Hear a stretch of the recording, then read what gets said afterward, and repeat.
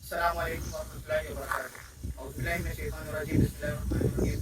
یریدون لیطفئوا نور اللہ بافواہہم واللہ متم نورہ ولو کرہ الکافرون والذی ارسل رسولہ بالہدی ودین الحق لیظہرہ علی الدین کلہ ولو کرہ المشرکون۔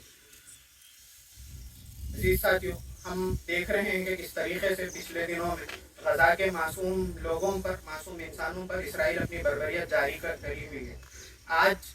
ساری دنیا میں قومی یکجہتی کے طور پر فلسطینی بھائیوں کے ساتھ ساری دنیا کھڑی ہے، اور یہی same call S I of India نے دی ہے، اور ہم حیدرآباد میں بھی تقریباً 10 سے زائد مقامات پر الگ الگ جگہ پر بعد نماز جمعہ سولیڈیرٹی گیدرنگز ہم نے منعقد کیے ہیں۔ ماضی میں بھی ہم نے ہر وقت جبھی بھی اسرائیل کی بربریت بڑھی ہے، ہم نے فلسطین اور ہمارے غزہ کے بھائیوں کے ساتھ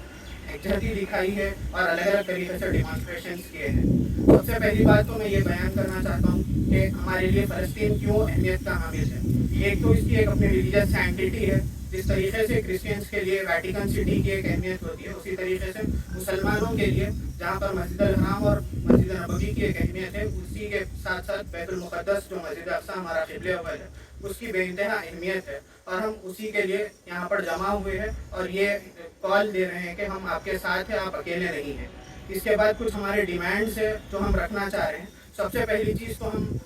انٹرنیشنل وہ تمام مسلم ممالک اور OIC سے کرنا چاہتے ہیں کہ ہم یہ بات رکھنا چاہتے ہیں کہ صرف 2 ممالک کو ہم دیکھتے ہیں کہ لبنان اور ایران، اس کے علاوہ کوئی ملک سپورٹ میں صرف لپ ٹاکس کر رہا ہے، زبانی بول کر رہا ہے، اور اس کے علاوہ کوئی مدد نہیں ہو رہی ہے۔ تو ہم یہ کہتے ہیں کہ اس سے آگے بڑھ کر کچھ عملی اقدامات دوسرے ممالک بھی کرنا چاہیے۔ دوسری جو ہماری ڈیمانڈ ہے وہ ہماری خود اپنی حکومت سے ہے، حکومت ہند سے۔ ہم یہ چاہتے ہیں کہ حکومت ہند اپنی جو اس سے پہلے قبل 60 سالہ جو پالیسی رہی ہے، فلسطین کی پرو فلسطین پالیسی رہی ہے، اس کو تبدیل کرتے ہوئے ہم دیکھتے ہیں کہ پچھلے دنوں میں خاص طور پر وہ پرو اسرائیلی پالیسی ہماری بنتی جا رہی ہے۔ تو ہم خاص طور پر یہ بھی ڈیمانڈ کرتے ہیں کہ اسرائیل اور فلسطین کے مسئلے کو سمجھیے کہ جس طریقے سے 1857 سے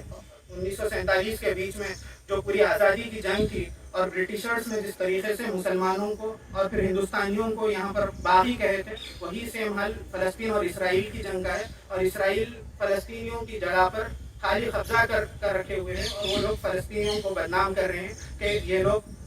ظلم اور بربریت کر رہے ہیں۔ ہماری تیسری جو ڈیمانڈ ہے وہ تمام اور اپیل ہے تمام امت مسلمہ کے لوگوں سے کہ ہم اپنے اپنے مقامات پر جس طریقے سے سالیڈیرٹی دکھا سکتے ہیں دکھائیں۔ خاص طور پر یہ تمام سچویشنز میں نمازوں کی اور دعاؤں کی اہمیت بہت حد تک بڑھ جاتی ہے۔ اپنے اپنے مقامات پر مساجد میں قنوت نازلہ وغیرہ کا اہتمام کریں روزانہ فجر اور مغرب میں، ساتھ ہی ساتھ زیادہ سے زیادہ کثیر تعداد میں دعاؤں وغیرہ کا اہتمام کریں۔ اور ہم آخری میں پھر سے یہی